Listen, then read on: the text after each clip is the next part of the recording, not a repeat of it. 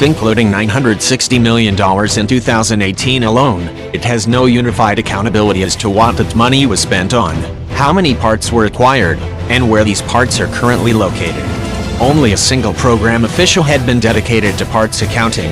In December 2018, a spare parts database had yet to be populated with any data. On April 9th, the first F-35A Lightning stealth jet built in Japan mysteriously vanished while flying a training mission over the Pacific Ocean. Its veteran pilot, who had 60 hours of experience specifically on the F-35, only indicated he was aborting mission before falling entirely out of contact. American and Japanese ships and research submarines combed the seas for a month, hoping to recover the wreckage before it fell into the hands of Russia and China. The U.S. Navy alone deployed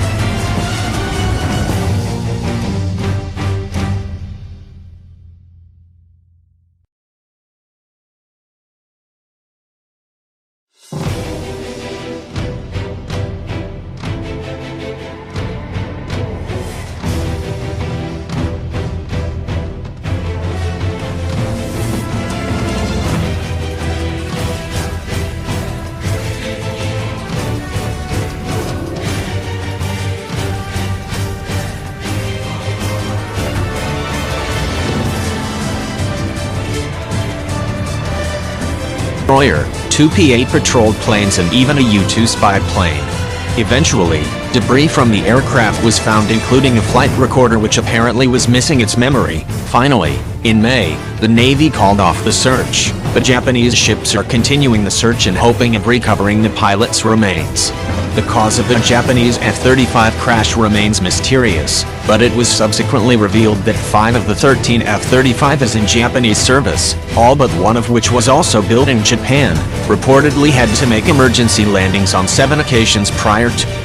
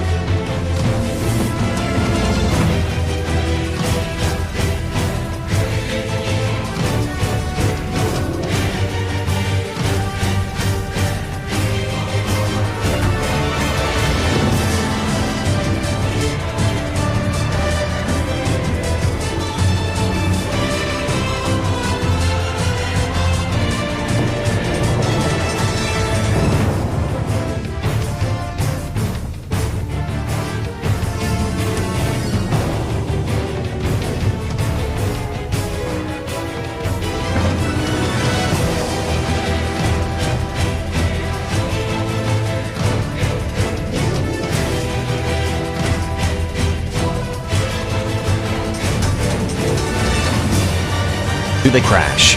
While one landing was caused by a false error report, Japanese Defense Minister Takashi Weian noted the others were caused by systems relating to fuel, hydraulics and other parts that were immediately replaced. The F-35 that disappeared itself had experienced earlier cooling and navigation failures. One possibility could be systematic flaws in Mitsubishi's F-35 production line. Another theory is that the F-35's historically troublesome onboard oxygen generating system, a box, caused the pilot to pass out from hypoxia, resulting in a loss of control. An ABOGS event led to the crash of an F-22 stealth fighter in 2010, and F-35 pilots have reported at least 29 cases of hypoxia by 2018. The Lightning experienced its first hull loss accident on September 28, 2018, when a Marine F-35B crashed in South Carolina, though the pilot successfully ejected. 2 weeks later, the global F-35 fleet was grounded for several weeks until potentially faulty fuel tubes in the F-135 turbofan engines on roughly half the aircraft were replaced. The two crashes illustrate how the components of the ambitious new stealth jet still may require replacement as new potential flaws are discovered and corrected for. Unfortunately, this process is hampered by a crippling shortage of thousands of spare parts, as described in a new report by the Government Accountability Office. The shortfall has left only half of the brand new stealth fighters in mission-capable condition, forcing operational F-35 units to cannibalize aircraft as they wait weeks for replacement parts to be delivered. For several years, the Pentagon has attempted to address the shortage, but according to the GAO, these incoherent measures have so far failed to keep up with the increasing pace of new airframe production. One contributing point of failure is the F-35's Ground Automated Logistics and Information System, ALIS, which is intended to help schedule F-35 maintenance and transmit requests for spare parts.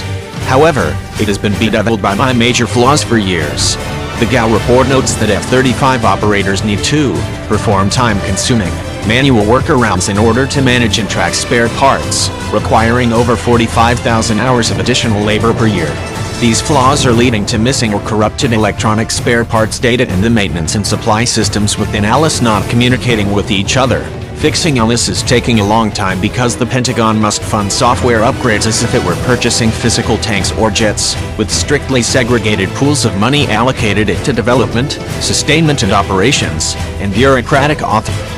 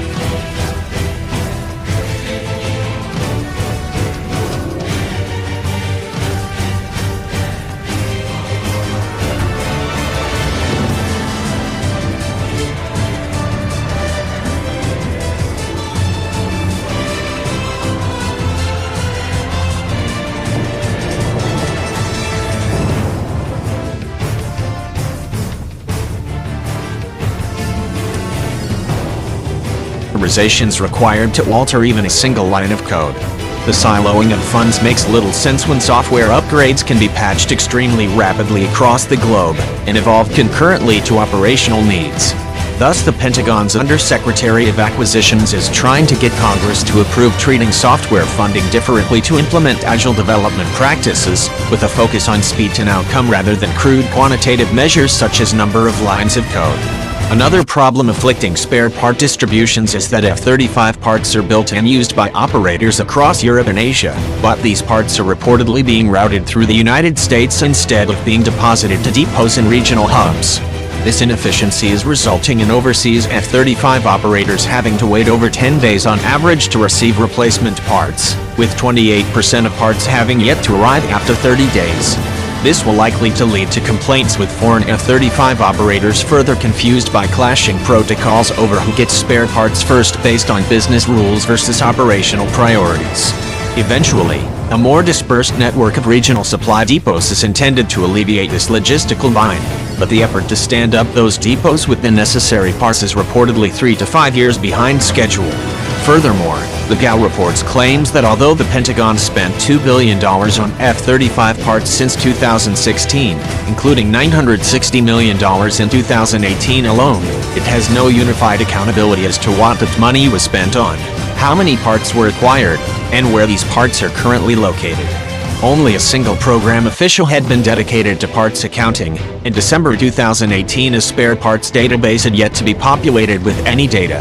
Civilian contractors and the Pentagon have been aware of the problem for several years, but the fixes they have implemented have not kept up with the rapidly growing number of F-35s across the globe.